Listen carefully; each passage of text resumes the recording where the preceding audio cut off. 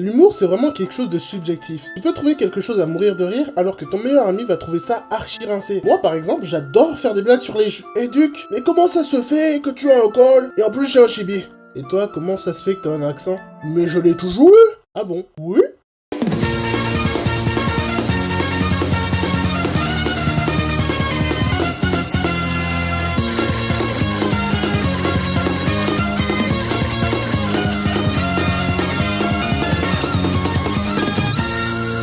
Salut les gens, c'est le Duc, et aujourd'hui on va parler de 3 animés que je trouve vraiment drôles. À la base je voulais vous présenter un seul, mais vu que l'humour est assez subjectif et que ça se résume souvent à j'ai ri et j'ai pas ri, alors j'ai décidé de vous en présenter 3. Ah, dis tout de suite que tu n'avais pas d'argument, hein. Toi, ferme ta gueule. Alors en premier lieu, Gabriel Dropout.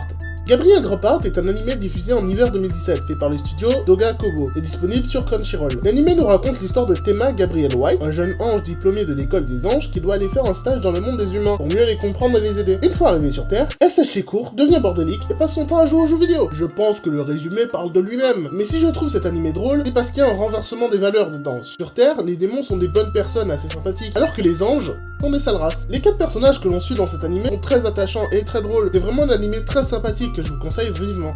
Deuxièmement, Shunibyo Demo Goi Ka Shintai. Shunibyo Demo Goi Ka Shintai est un animé du studio Kyoto Animation sorti en automne 2012, disponible sur ADN ou en DVD chez Kazé. Alors, Shunibyo Demo Goi... Non! Épargne-nous ton accent dégueulasse et ce titre imprononçable. Ok.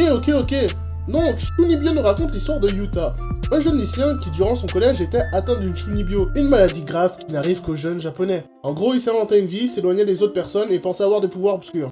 Ouais, il était con. Mais c'est du passé tout ça, maintenant il a une vie de lycéen normale.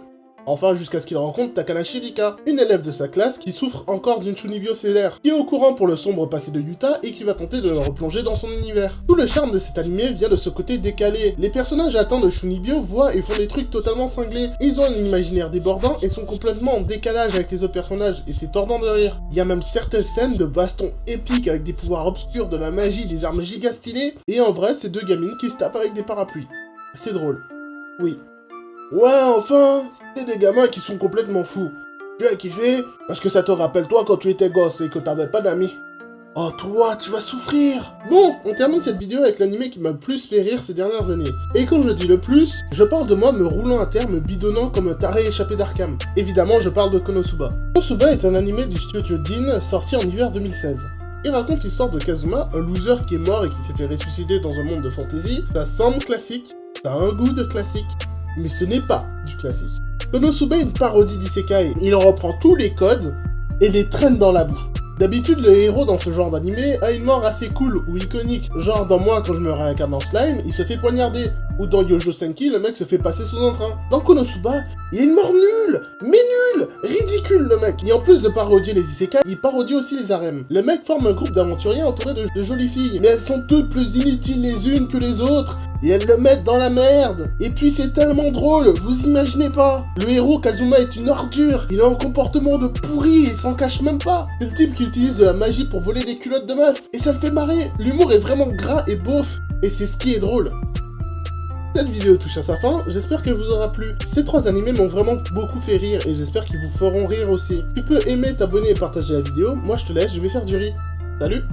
Oh oh, Vicomte, tiens-toi là 2 secondes s'il te plaît. Megumi, et je t'en prie. Excellent!